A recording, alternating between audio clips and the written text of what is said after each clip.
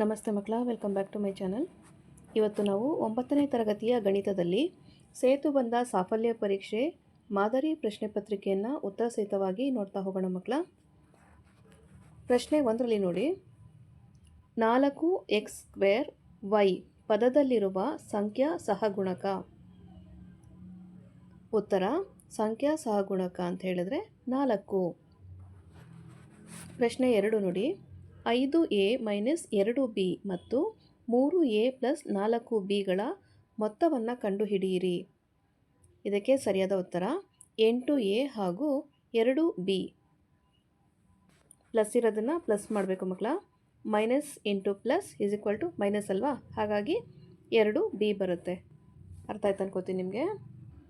ಪ್ರಶ್ನೆ 3 ನೋಡಿ, ಚತುರ್ಭುಜದ 4 ಒಳಕೋನಗಳ ಮೊತ್ತ ಎಷ್ಟು?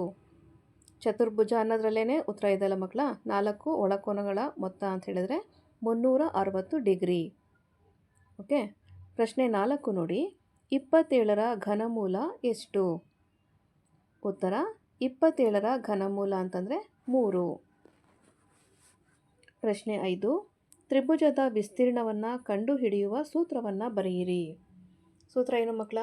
ತ್ರಿಭುಜದ ವಿಸ್ತೀರ್ಣ ಕಂಡುಹಿಡಿಯುವ ಸೂತ್ರ ಅಂತ ಹೇಳಿದ್ರೆ 1/2 ಇಂಟು ಪಾದ ಇಂಟು ಎತ್ತರ.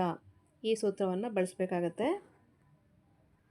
ಪ್ರಶ್ನೆ 6ರಲ್ಲಿ ನೋಡಿ ಮಕ್ಕಳ, 3y - 2 = 10 ಆದಾಗ yನ ಬೆಲೆ ಎಷ್ಟು? ಉತ್ತರ yನ ಬೆಲೆ = 4. ಪ್ರಶ್ನೆ 7, 3/4 - 1/2ರ ಬೆಲೆ ಎಷ್ಟು? ಉತ್ತರ ನೋಡಿ ಮಕ್ಕಳ, 2/8 = 1/4. ಪ್ರಶ್ನೆ 8 ನೋಡಿ, -2 ಹಾಗೂ -3 ಇದು ಯಾವ ಚತುರ್ಥಕದಲ್ಲಿ ಕಂಡುಬರುತ್ತದೆ? ಉತ್ತರ -2 ಹಾಗೂ -3 ಮೂರನೇ ಚತುರ್ಥಕದಲ್ಲಿ ಕಂಡುಬರುತ್ತದೆ.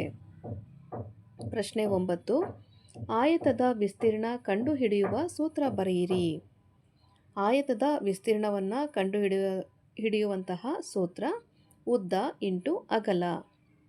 ಓಕೆ.